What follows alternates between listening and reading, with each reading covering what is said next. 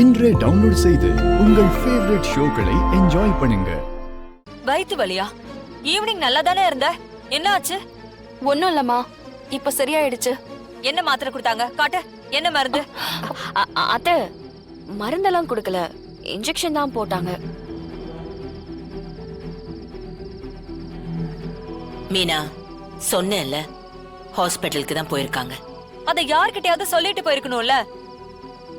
திடீர்னு பொண்ண காணோம்னா பதறும்ல. அவளுக்கு உடம்பு முடியாமலே போகட்டும், அத முதல்ல நீ என்கிட்ட சொல்லிருக்கணும். அத விட்டுட்டு அவளை வெளியில கூட்டிட்டு போறதுக்கு நீ யாரு? அவங்க தனியா போனாங்கன்னு யார் சொன்னா?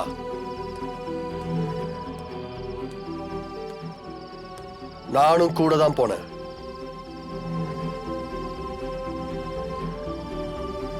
நீ போனியா? இவங்க சொல்லவே இல்லையே. எங்கம்மா சொல்ல விட்டா? நீ தான் திட்டிக்கிட்டே இருக்கிய.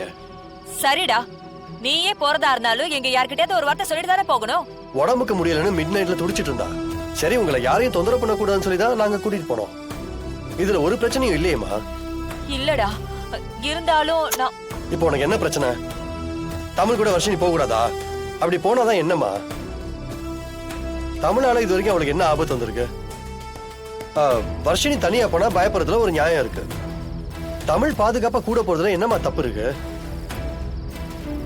அவளும் இந்த வீட்டு பொண்ணு தானம்மா. இங்க பாரு, நீ என் தங்கச்சிக்கு ஹெல்ப் பண்ணிருக்க, அது தெரியாம அம்மா உங்ககிட்ட கோவப்பட்டு இருந்தாங்க. அதுக்காக தான் நான் அப்படி பேசினேன், அவ்வளவுதான். அதை தவிர வேற ஒரு கர்மமும் இல்ல. இருக்கட்டும், உடனே லவ் ஒத்துக்கிறதுல உங்களுக்குள்ள ஒரு சின்ன ஈகோ இருக்கும்னு எனக்கு தெரியும். நான் அதை புரிஞ்சுக்கிறேன். நான் ஒன்னும் உங்களை லவ் பண்ண சொல்லி டார்ச்சர்லாம் பண்ண மாட்டேன். நான் வெயிட் பண்றேன். ஆனா உங்க மனசுல மட்டும் அதை வச்சிருக்கீங்கன்னு நல்லா எனக்கு தெரியும். ஏய் லூசா, நீ சொல்லிக்கிட்டே இருக்க, திரும்ப திரும்ப அதையே சொல்லிட்டு இருக்க. நம்ம ரெண்டு பேருக்குள்ள ஒண்ணுமே கிடையாது, எப்பவும் வராது. அதெல்லாம் சும்மா ஃபார்மாலிட்டி பேசினது. நான் கீழே விழுந்தா ஒரு மனிதாபிமானத்துல நீ தூக்கி விடுவல்ல, அந்த மாதிரி தான் இதுவும். உடனே அதை லவ் கிவ்னு கனெக்ட் பண்ணிக்கிட்டு சை உன் கூடலாம். எங்க போறீங்க? அதான் மூட் அவுட் பண்ணிட்டியே, இனிமே இந்த ரூம்ல தூங்க முடியுமா? நான் ஹால்ல மொட்டை மாடியில போய் தூங்கிக்கிறேன். அந்த பயம் இருக்கட்டும். என்ன பயம்? ஆமா, மனசுல அது வந்துடுச்சு. ஒன்னா ஒரே ரூம்ல இருக்கும், ஏதாவது அப்படி இப்படின்னு ஆயிடுச்சுன்னா அதுக்கு தானே பயப்படுறீங்க. போங்க போங்க.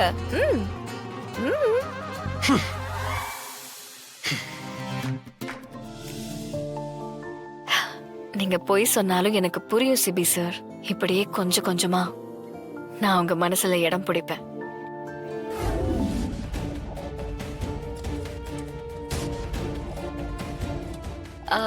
அண்ணே, மேடம் இங்க வாங்க. மேடம், என்ன இது? இன்னொரு பதம் அரைஞ்சிருக்கணுமே. ஏன் இது இப்படி இருக்கு? என்னாச்சு? இடையில ஒரு டைம் பவர் கட் ஆயிருச்சு மேடம், அதான்.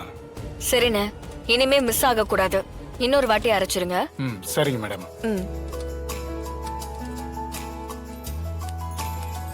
மூடி வச்சுக்கோங்க. சூப்பர். தமிழ், ஜனாமா, ஜனமா புடவை எப்படி இருக்கு? ரொம்ப நல்லா இருக்கு. ஆமா ஜோதி, உங்க மாமியாருக்கு கால் முடியலன்னு சொன்னியே, இப்ப பரவாயில்லையா? பரவாயில்லம்மா. ஆரம்பத்துல நான் வேலைக்கு போகும்போது என்ன வில்லியா பார்த்த மாமியாரு இப்ப என்ன மகளா பாக்குறாங்க. பொண்ணுங்க கையில இருக்க பணம் ஒரு குடும்பத்துல என்னவா மாறி இருக்கும்னு உன் மாமியாருக்கு புரிஞ்சிருக்கும். அவங்களும் மாறி இருப்பாங்க. கரெக்டா சொன்னீங்கம்மா. ஆமா ஜனாமா, உன் குழந்தைக்கு ஏதோ பொண்ணு பாக்கணும்னு சொன்னியே, அது என்னாச்சு? பார்த்துட்டு தாமா இருக்கோம். ஜாதகம் ஒன்னும் செட் ஆகவே இல்ல. ஓ, நம்ம ஃபேக்டரியில குமார் தங்கச்சிக்கு கூட வரன் சரியா அமையலன்னு சொல்லிட்டு இருந்தாங்க. முடிஞ்சா ஒரு வாட்டி பேசி பாரு. சரிங்கம்மா.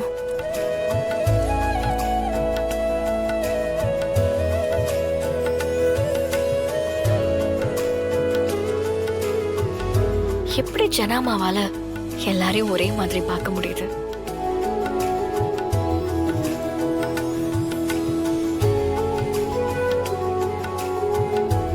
முதல்ல வேலை பார்க்கறவங்களுக்கு அவங்க பாஸ் மேல பயம் இருக்கணும்.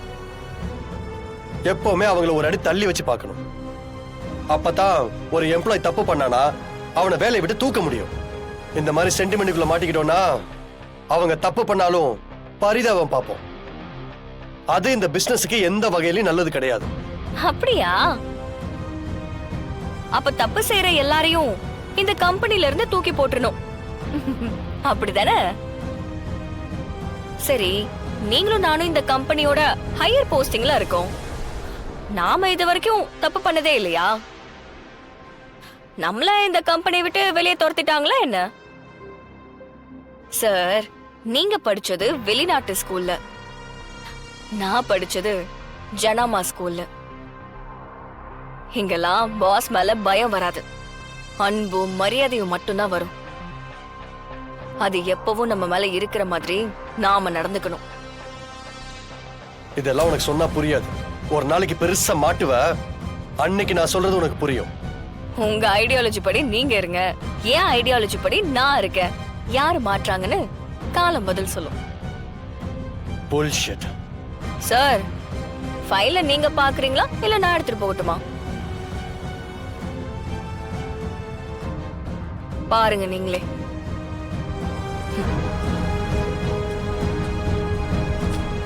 நீங்க ஜனாமா கிட்ட கலந்து பேசிட்டு சொன்னீங்கன்னா நான் மற்ற விவசாயிங்க கிட்ட பேசுவோம் தம்பி.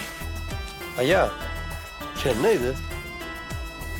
நீங்க போட்டிருக்கிற விலைக்கு நாங்க மெட்டீரியல்ஸ் பர்ச்சேஸ் பண்ணா உங்க தோல்ல இருக்கிற துண்டை நாங்க தலையில தான் போட்டு சுத்தணும்.